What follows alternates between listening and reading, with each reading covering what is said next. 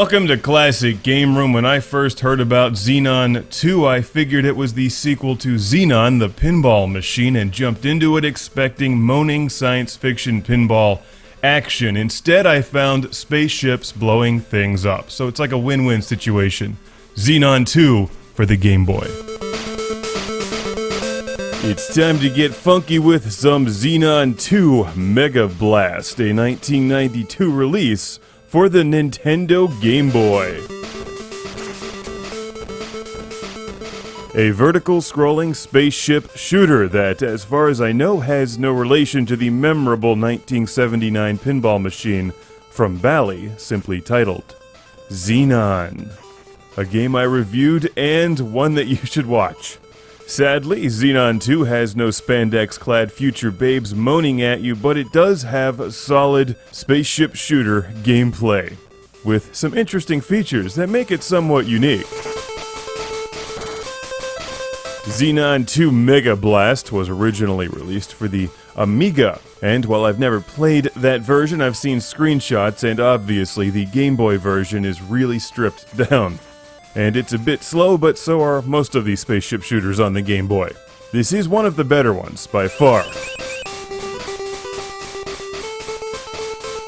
The music in XENON 2 is pretty good, but it does get repetitive after a while, and the end bosses are all fairly generic, but still funky fresh on the eyeballs. One of the features that makes this game unique is that you can actually back the screen up.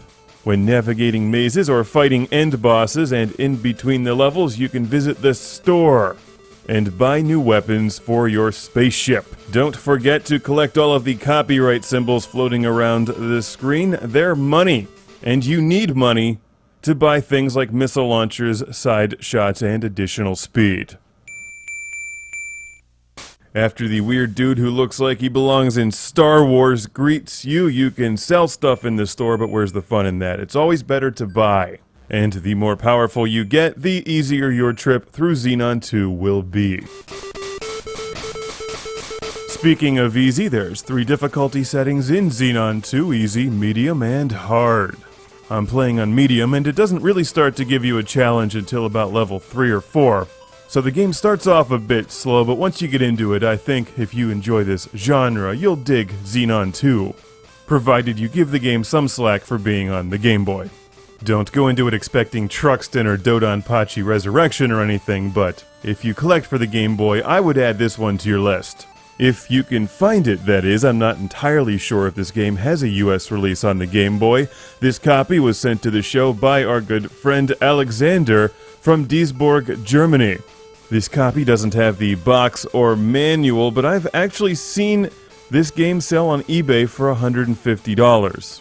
I've also seen copies out there for a lot less. Those interested should know XENON 2 MEGABLAST is also on the Sega Master System, as well as the Mega Drive PC and Atari ST.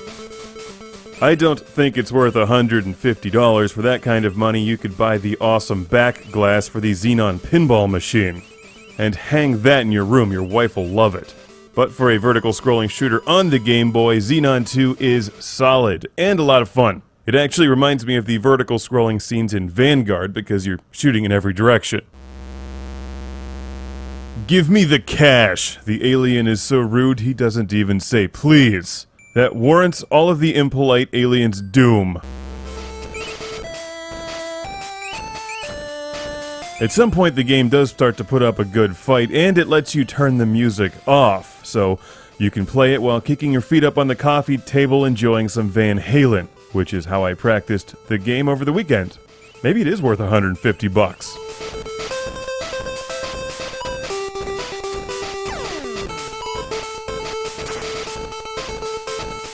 In conclusion, my professional recommendation is to find a copy of this game, buy some Van Halen on vinyl, and play them both simultaneously.